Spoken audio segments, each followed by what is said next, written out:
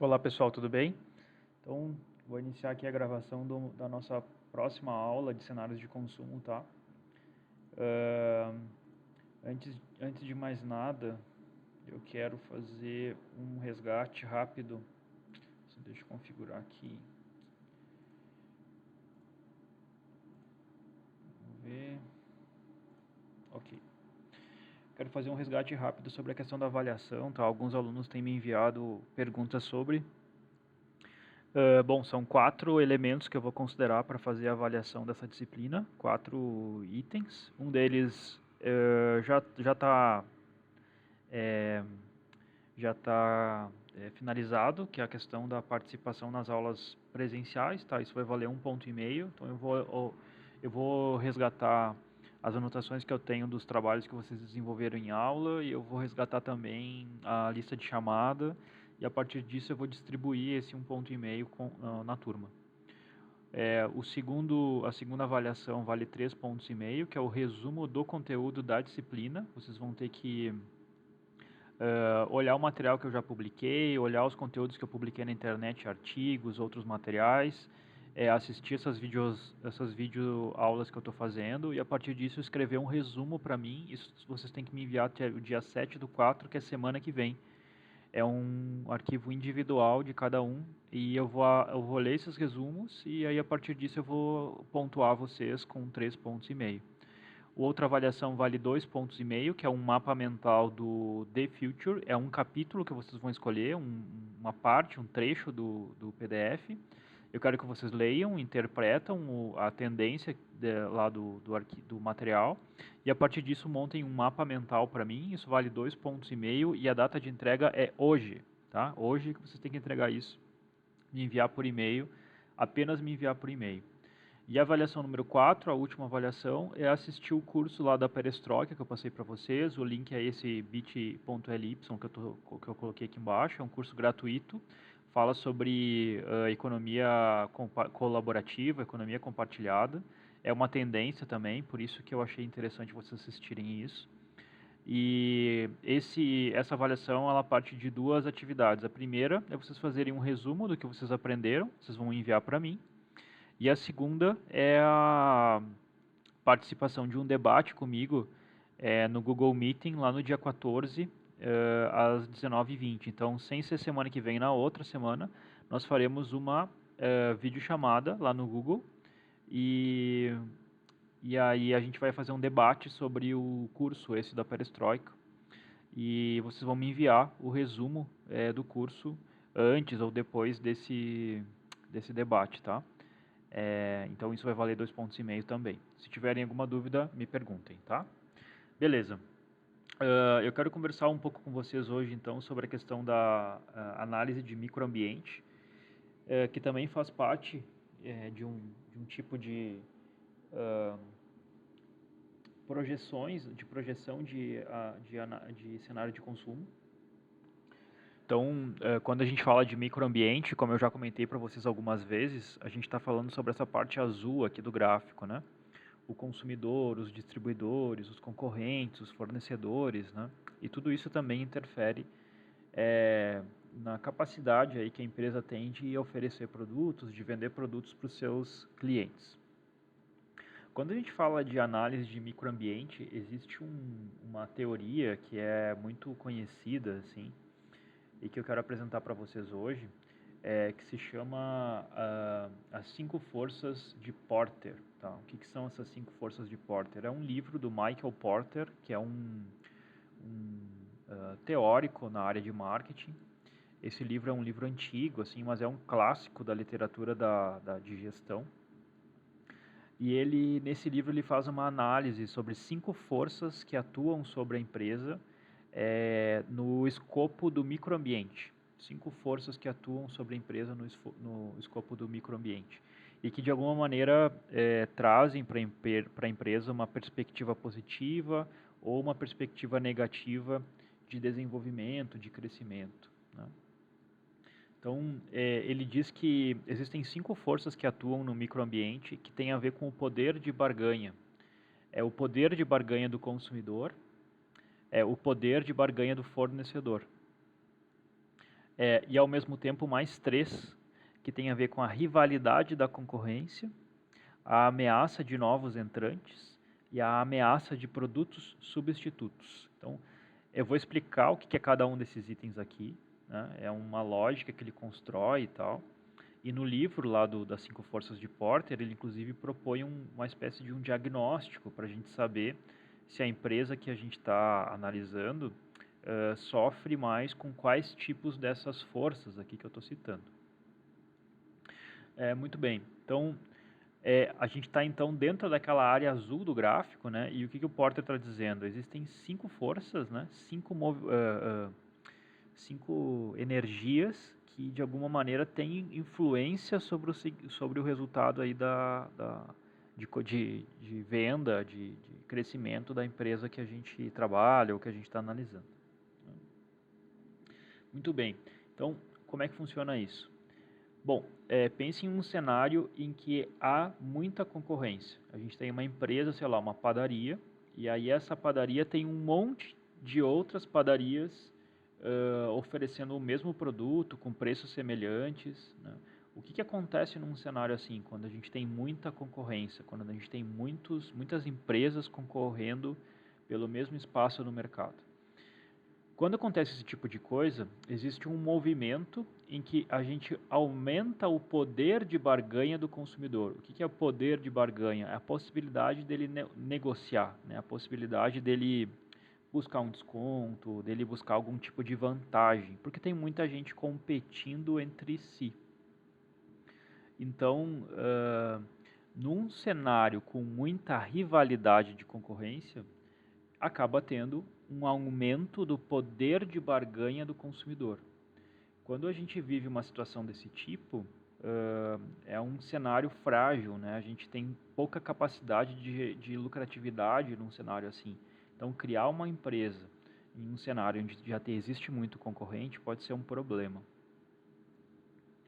Então, por exemplo, Casas Bahia, se a gente for pensar, talvez nas cidades de vocês, aqui em Passo Fundo com certeza é assim.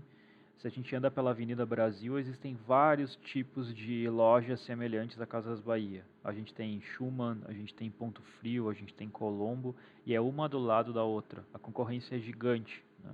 E além disso, ela ainda concorre com China, né, AliExpress e todos esses tipos de negócios. Ainda tem todo o mercado informal, e a gente ainda tem o mercado de pessoa física, né, que o Mercado Livre também oferece muito, ou a LX, esse tipo de coisa. Então, é um cenário muito competitivo. Para eu poder entrar nesse tipo de mercado com uma empresa, eu preciso ter um diferencial muito exclusivo ou muito dinheiro para poder investir no sentido de me destacar em relação às opções que já existem no mercado, né? Então, esse é um cenário em que tem muito concorrente. Quando tem muito concorrente, o poder de barganha do consumidor aumenta. Ele chega na Casas Bahia, ele olha o preço do produto, ele anota, ele entra na outra loja, ele anota, ele entra em outra loja, anota, não compra em nenhuma, vai no Mercado Livre, olha o preço, talvez compre no Mercado Livre, né? Então, é muito difícil competir em um cenário desse tipo. Aí existe uma outra força que também atua quando a gente tem muita rivalidade na concorrência, que é a questão do poder de barganha do fornecedor. Além do cliente ficar muito feliz, né, com essas possibilidades aí de opções no mercado, quando tem muitos concorrentes, uma outra pessoa, um outro ator, né, que também fica muito feliz com esse cenário de alta competição, é a questão do fornecedor. Quem é o fornecedor? É quem vende o produto para Casas Bahia. Quem vende o produto pro vendedor lá da OLX, pro vendedor lá do Mercado Livre, né? Então, quando tem muita concorrência, também aumenta o poder de barganha do fornecedor. Às vezes, se são poucos fornecedores, eles acabam, inclusive, regulando o mercado.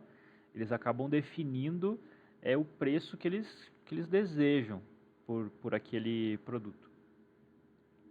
Então, uma coisa que é legal a gente perceber há talvez 5, 6 anos atrás, o mercado das cervejas artesanais estava recém começando assim a estourar no Brasil e existiam poucas cervejas e aquelas que nasciam, elas eram super bem valorizadas, elas vendiam muito. Tem gente que criou uma marca de cerveja artesanal há 5, 6 anos atrás e hoje tem um império, literalmente.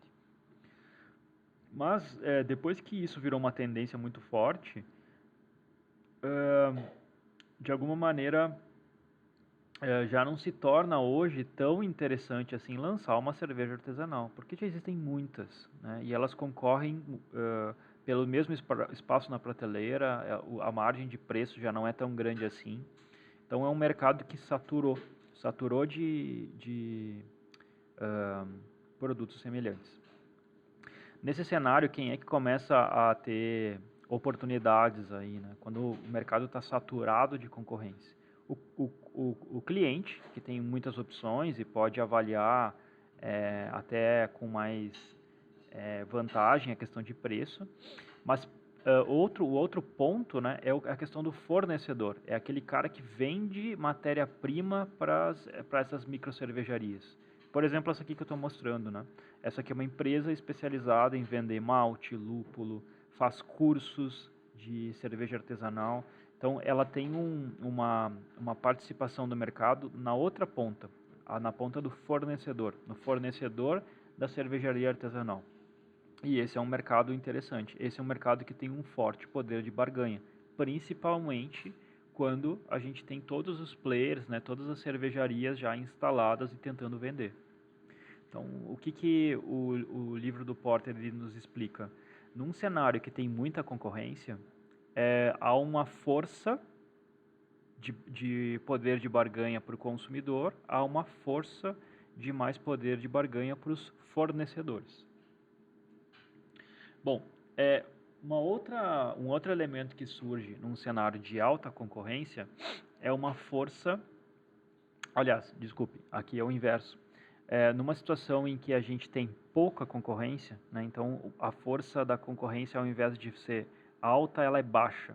Quanto menos concorrência existe, aí surge uma nova força, que é a ameaça de novos entrantes, né? Então, imagine um cenário em que uma ou duas empresas só estão estabelecidas, como esse da cerveja artesanal há 6 anos atrás, e se existia uma franca ascensão aí de oportunidades de negócio nesse mercado. Então, nesse cenário em que a rivalidade da concorrência é pequena, existe uma força na entrada de novos entrantes. O que são novos entrantes? São novos concorrentes.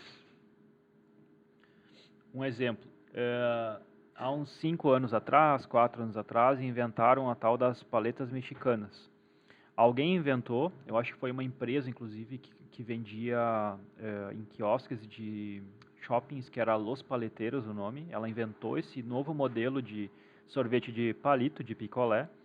E aí, a partir daquele momento que aquele produto começou a ter uma boa aceitação no mercado, várias outras empresas de paletas mexicanas surgiram. Virou uma coisa super popular, assim, né? E aí, é justamente esse cenário que a gente está observando aqui. Quando existem poucos concorrentes, então existia só uma empresa que vendia paletas mexicanas, existe aí o surgimento de novos entrantes, que são novas empresas que querem aproveitar essa oportunidade, né? Sushi também, há uns 6, 7 anos atrás, existiam poucos sushis aqui em Passo Fundo em especial. E aí começou a surgir um, começou a surgir outro. Hoje a cidade é completamente saturada de sushis. Mas, num determinado momento, quando essa oportunidade ela foi percebida por algum empreendedor e ele começou a crescer muito, houve aí uma força, né, da entrada de novos entrantes. Agências de marketing digital, a mesma coisa. Há 6, 7 anos atrás, existiam poucas agências de marketing digital na região. E surgiu uma, começou a crescer, começou a incomodar no mercado, outras começaram a copiar, outras começaram a surgir. Uma força, né, de novos entrantes. Até que chega um determinado momento que essa concorrência começa a saturar e aí as outras forças que eu comentei para vocês começam a surgir, que é o poder de barganha do consumidor, o poder de barganha do fornecedor. chega um determinado momento que a concorrência ela é tão grande, né, que ela está tão saturada e os fornecedores geram tanta pressão sobre essas empresas que trabalham, os clientes têm tanto poder de barganha para negociar, que aí surge um outro fenômeno, que é a questão da criação de produtos substitutos. Os produtos substitutos é uma nova modalidade do produto que reconfigura todo o setor. Então essa é uma outra força, a ameaça de produtos substitutos. Quanto a maior concorrência no mercado, maior o risco do surgimento de produtos substitutos. Sei lá, a gente tem aí uma cidade que tem os serviços de transporte público completamente sobrecarregados, né? E aí surge um produto substituto, sei lá, as pessoas agora naquela cidade, elas têm a oportunidade de se locomover através de bicicletas públicas, de patinetes públicos, né? E aí isso reconfigura um pouco o modelo de mercado, né? Algum outro exemplo, deixa eu pensar, ainda sobre essa questão do excesso de concorrência, né? Esse de fato aconteceu e é significativo. Os táxis em algumas cidades, o modelo de táxis era completamente saturado, assim, existiam algumas empresas que eram protegidas, existiam muitos táxis nas ruas, um padrão de serviço questionável, até que surge um produto substituto, que era o Easy Taxi, o Uber, né? E ele também reconfigura todo o modelo de mercado. Então, quando não tem concorrência, entram novos entrantes. Quando surge muita concorrência, aumenta o poder de barganha do consumidor, aumenta o poder de barganha do fornecedor. Se essa concorrência aumenta mais ainda, começa a surgir a ameaça de produtos substitutos. Então a gente tem que saber olhar para o mercado e identificar qual é o cenário em que ele vive e como que a gente vai aproveitar aquele cenário. A gente vai aproveitar entrando naquele mercado como fornecedor, como concorrente, com a criação de um produto substituto. Essa que é a lógica do jogo.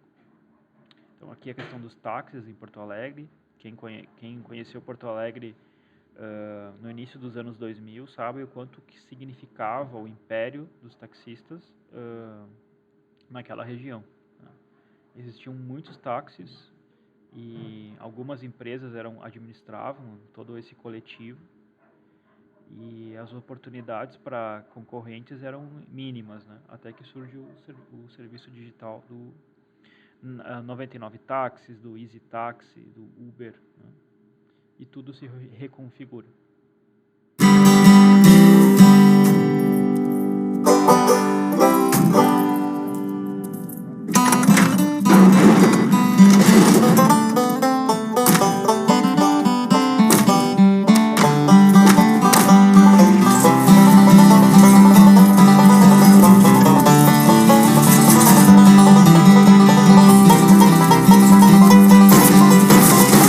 With SodaStream, we could have saved 500 million bottles on game day alone.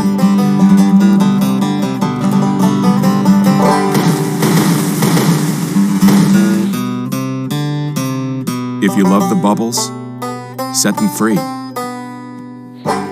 Eu não sei se vocês já ouviram falar sobre esse produto, se chama SodaStream. Ele meio que mexeu assim o mercado norte-americano de consumo de refrigerante, que é um mercado muito poderoso.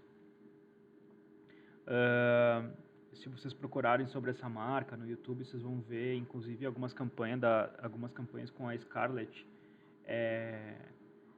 aquela atriz, acho que é a Scarlett Johansson, fazendo propaganda sobre esse produto chamado SodaStream.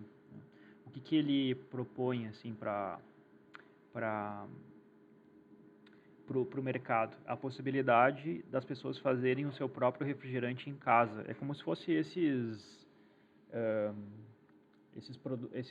essas maquininhas que a gente tem de café, né, que também mudou o mercado, né? Um outro exemplo de um produto substituto que alterou o consumo de café. Mas essas maquininhas aqui, elas têm a mesma lógica e a gente produz refrigerante em casa. E a gente compra as cápsulas. Então a gente tem uma cápsula lá de Coca-Cola, uma cápsula de Guaraná Antártica, uma cápsula de Fanta. E a gente compra as cápsulas, a gente compra um gás, que é o gás que é colocado na...